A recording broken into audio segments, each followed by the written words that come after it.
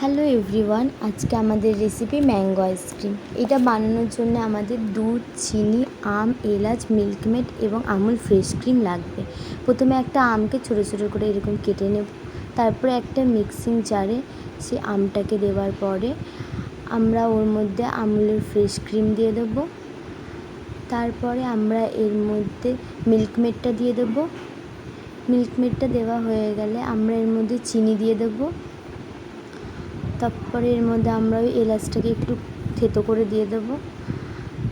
তারপরে এর মধ্যে আমরা দুধ দিয়ে ভালো করে এটাকে পেস্ট বানিয়ে নেব। ভালো করে একটা পেস্ট তৈরি হয়ে গেলে, আমার কাছে মোল্ড ছিল না বলে আমি এরকম মাটির বাটি নিয়েছি। আপনাদের কাছে যদি আইসক্রিম মোল্ড থাকে তাহলে আপনারা এটা আইসক্রিম মোল্ডে জমাতে পারেন। তারপরে আমরা ওই মিক্সচারটাকে এই মাটির বাটির মধ্যে দিয়ে দিচ্ছি।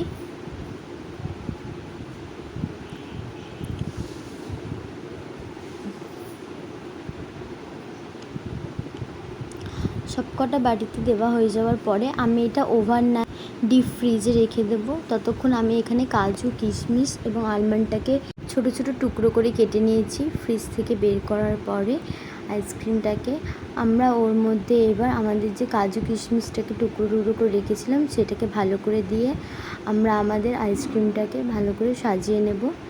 ভালো করে সাজানো হয়ে গেলে আমাদের আইসক্রিম তৈরি। আপনাদের যদি এই রেসিপিটা ভালো লেগে থাকে তাহলে like, share, comment and subscribe করতে ভুলবেন না।